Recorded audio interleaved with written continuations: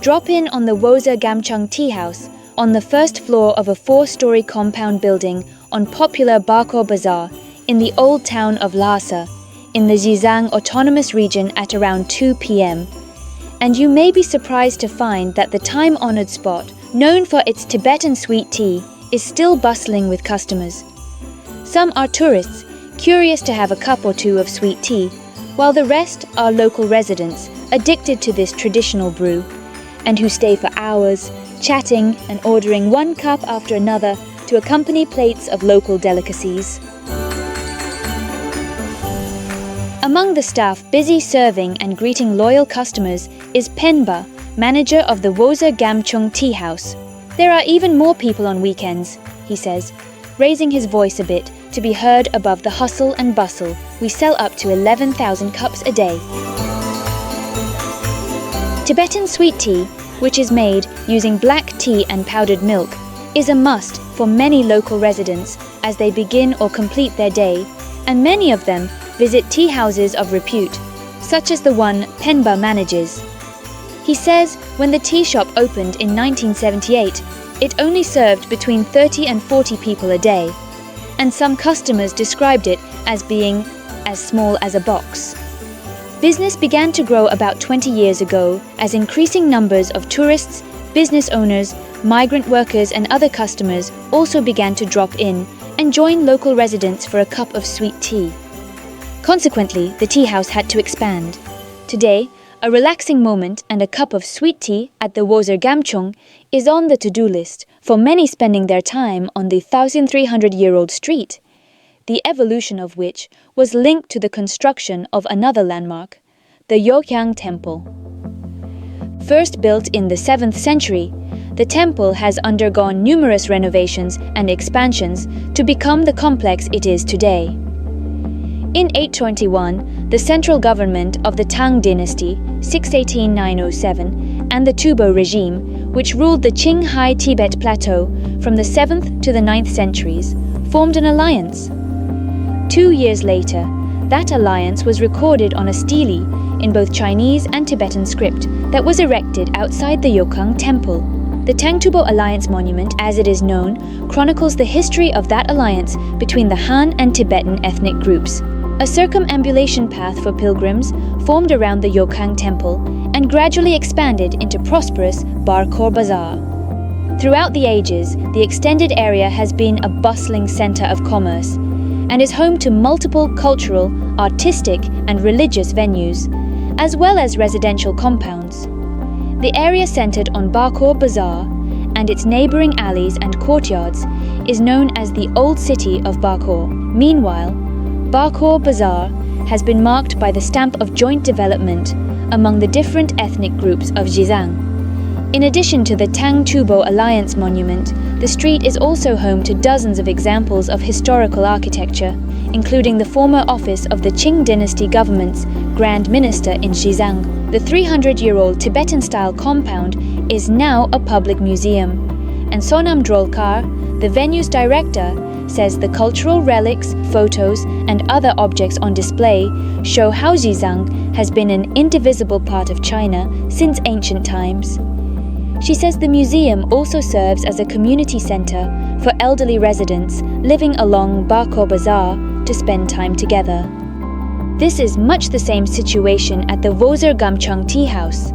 Having worked there for many years, Penba has become friends with many of the regulars, and as he goes about his business, he sometimes stops to sit and chat with them for a bit. He says winter is the busiest time, as people need hot sweet tea to keep warm. Home delivery is also popular, and different volumes of sweet tea can be purchased. Penba says that once, the tea house received 200 requests for the maximum 3.6 kilogram order amount in a single day. The tea is normally served in a glass cup. In the past, a glass cost 1 jiao, a tenth of a yuan. Now it is 1 yuan, he says. Placing orders and paying is done in the traditional way and constitutes an essential part of the sweet tea culture in Xizang. A customer places 1 yuan on the table, then staff come with a glass, fill it, and retrieve the money. When the customer wants more, They place another 1 yuan on the table and wait for the staff to refill the cup and take the money. Those used to e-payment must go to the front desk to purchase banknotes and coins before taking a seat and ordering in the traditional way. The way people enjoy milk tea is changing in Lhasa, where modern milk tea brands have opened, offering many new flavors and blends. It is totally fine, Penba says. We are sticking to our tradition, and they are doing business in their own way. No wonder Zhang Kemeng, a tourist from Yinchuan in the Ningxia Autonomous Region, felt that it was a pity he missed out on authentic experience at the Wozer Gamchong Tea House when he visited Lhasa earlier this year.